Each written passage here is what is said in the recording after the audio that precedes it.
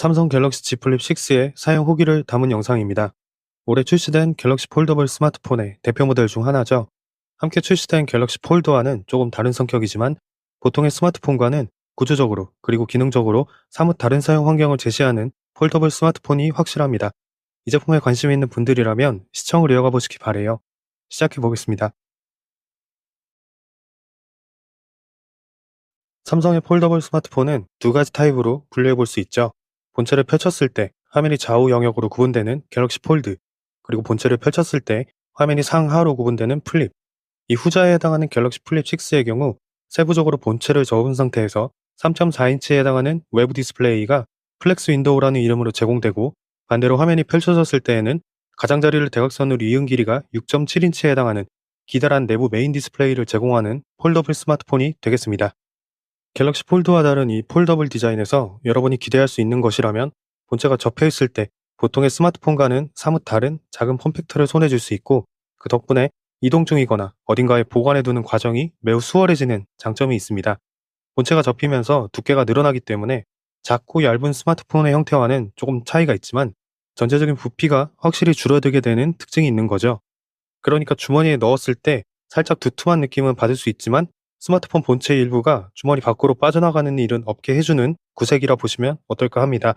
화면이 모두 펼쳐진 상태에서는 보통의 스마트폰보다 그립감이 좋다 느껴지는 폭을 갖고 있는 것 같고요.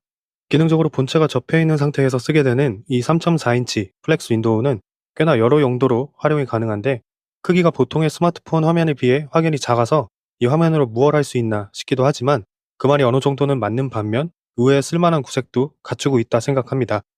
크기와 별개로 어쨌든 하나의 디스플레이 구색을 갖추고 있는 것이기 때문에 단순한 시간 확인은 물론이고 전화나 문자 수신, 타이머나 음성 녹음 기능을 실행할 수도 있고, 필요하다면 유튜브 영상을 시청하게도 해줍니다. 간단한 알림 확인을 하는 것 이상으로 영상 시청과 같은 엔터테인먼트까지 가능해진 점은 이전 모델인 플립 5와 비교했을 때 상당한 차이라 할 수 있습니다. 외부에 있는 플렉스 윈도우의 활용 면적이 넓어진 덕분이라 할 수 있죠. 재원상 이 플렉스 윈도우는 가로 해상도 기준 720 픽셀, 슈퍼 아몰레드라는 이름의 OLED 구색을 갖추고 있고, 화면 재생률은 60Hz를 지원하고 있습니다. 갤럭시 전용 굴락 앱을 이용한다면 더 다양한 앱을 설정하고 이용하는 건 역시 가능합니다. 원하는 앱이 여기에 해당한다면 스토어해 보세요. 누군가에게는 분명 더 편리한 사용 패턴을 만들어줄 것 같습니다. 아무튼 갤럭시 폴드와 마찬가지로 화면이 접히는 부분의 주름은 더 나은 설계가 적용되면서 시각적으로 체감이 덜하게 만든 차이가 있습니다. 여전히 손으로 만졌을 때 느껴지는 주름이긴 하지만요. 뭐 근데 이건 사실 구체적으로 어쩔 수 없는 폴더블 스마트폰으로 제작되면서 태생적으로 발생하는 부분이기 때문에 완전히 없앨 수 없는 부분이기도 합니다.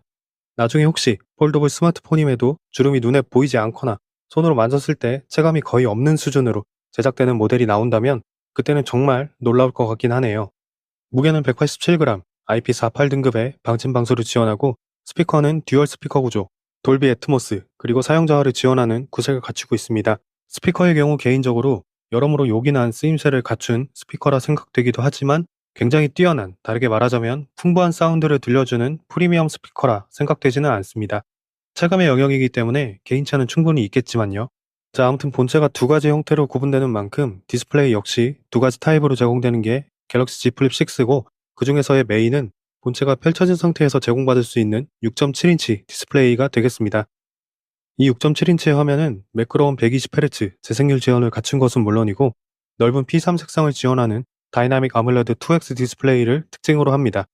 비율상 손에 쥐었을 때 아래 방향으로 특히 긴 디스플레이이자 초당 120개의 화면을 표시할 수 있는 고주사율, 다채로운 색상 표현이 가능한 구색으로 여러 엔터테인먼트에 효과적으로 대응할 수 있게 만든 화면이라는 것에 눈여겨볼 수 있죠.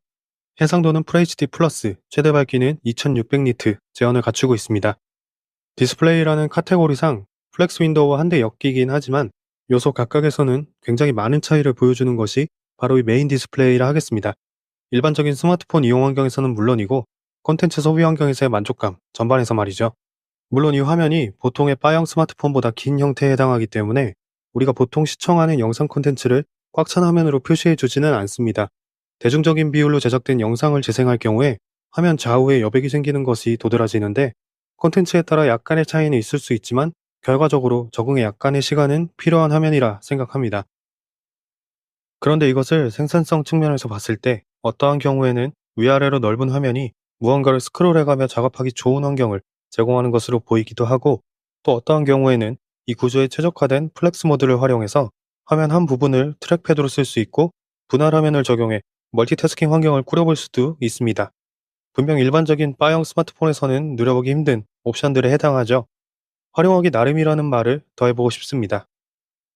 한편 충전은 하단에 있는 USB-C 포트로 가능하고, 배터리 제어는 4000mAh, 최대 25W의 유선 고속 충전을 지원하며 15W의 무선 충전 인터페이스 역시 지원하고 있습니다. 이전 모델인 플립5와 비교했을 때 배터리 용량은 300mAh가 늘어나는 것인데, 이것이 얼마만큼 드라마틱한 차이를 주느냐에 대한 답은 어렵겠지만, 물리적인 용량이 분명 늘어난 만큼 재원상의 연속 사용 시간 역시 몇 시간이 추가됐습니다. 아마 잔여 용량이 충분한 상태라면 체감이 더딜 수 있지만, 상대적으로 배터리 용량이 적게 남아있는 상태에서 통화를 한다거나 또는 문자를 한다거나 동영상 시청을 한다거나 기타 앱을 실행하고 있을 때 배터리가 모두 소진되는 데까지 걸리는 시간을 약간은 늘려줄 수 있다는 것에 포인트를 맞춰보시면 어떨까 합니다. 한편 Z 플립 6의 경우 다른 갤럭시 폰과는 조금 다른 후면 카메라 구조를 갖추고 있습니다. 디자인 면에서 봤을 때 후면 카메라는 이전 플립5와 비교했을 때 렌즈를 감싸고 있는 부위에 링 디자인이 더해지면서 더 크고 촘촘해진 형체를 띠고 있는 게 우선이죠.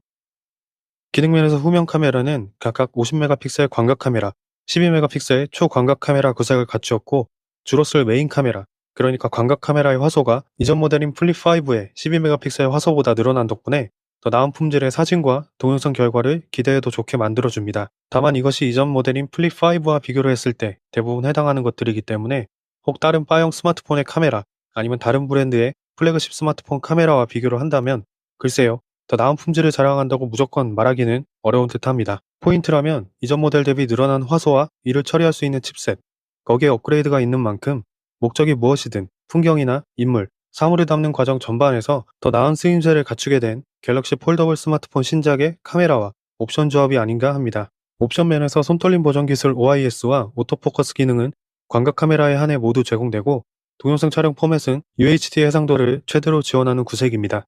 동영상 촬영에서는 캠코더 모드를 선택해 볼 수 있는 구색도 갖추고 있습니다. 특히 캠코더 모드로 촬영을 한다면 화면 한쪽에 줌 메뉴가 표시되면서 이것을 움직여가며 실시간으로 줌인 줌아웃을 해볼 수 있는 점도 있으니 참고해 보시면 좋을 듯 합니다. 아시다시피 갤럭시 Z 플립 6에는 갤럭시 전용 스냅드래곤 8 젠 3 칩이 탑재되어 있습니다. 이미 갤럭시 S24 울트라를 통해 소개된 칩셋에 해당하는데, 기존 갤럭시 제품에 탑재된 칩셋이 사용된 것이지만 여전히 폴더블 갤럭시 스마트폰 기준에서는 가장 최신의 칩을 적용한 것입니다. 그리고 이 칩은 현재 안드로이드 스마트폰 기준에서 가장 고성능 칩셋에 해당하고요. 벤치마크 결과를 참고해 보시는 것도 좋습니다. 이전 모델 대비 칩셋, 램 용량 전반에서 업그레이드가 있기 때문에 확실히 최신 플래그십에 걸맞는 퍼포먼스를 보여줄 수 있는 모델이 되겠습니다. 고성능 환경은 꼭 대단한 무언가를 하려는 게 아니더라도 빠르고 쾌적한 스마트폰 사용 환경을 제공하는 데 큰 메리트가 있죠. 여기에 플러스로 높은 사양이 요구되는 생산성 앱이나 게임을 즐기는 과정에서도 시중에 있는 여느 안드로이드 스마트폰보다 우위에 있다는 것을 느껴볼 수 있게 해주는 제품이 바로 갤럭시 Z 플립 6 아닐까 합니다. 여기에 추가로 갤럭시 Z 플립 6에는 이전 모델 플립5에 없던 베이퍼 챔버가 탑재된 것으로 소개됩니다.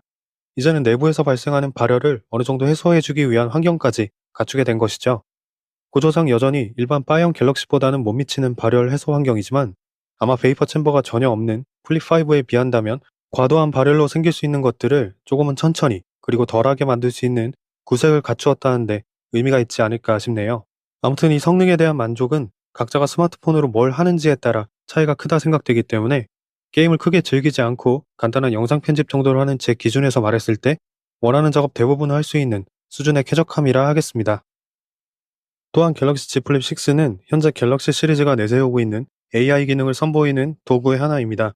이 제품과 같은 최신 갤럭시 폰으로는 갤럭시 AI라는 이름의 여러 기능들을 이용해 볼 수 있죠. 다음 중 원하는 종류가 있다면 정해보세요. 웹서핑을 할 때 번역이 필요하거나 요약을 필요로 할 때 선택할 수 있는 기능이 마련되어 있습니다. 그리고 무언가를 검색하고 싶을 때에는 카메라 앱을 실행한 상태에서 원을 그려 서클 투 서치 방식으로 이미지 검색을 해볼 수도 있고요. 이미 촬영해 놓은 사진이나 동영상 역시 가능합니다.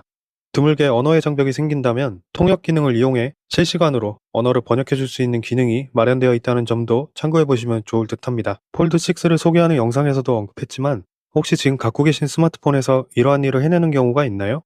자, 아무튼 여기까지 제가 이 제품을 사용하면서 경험해 볼 수 있었던 것들을 공유해 봤습니다.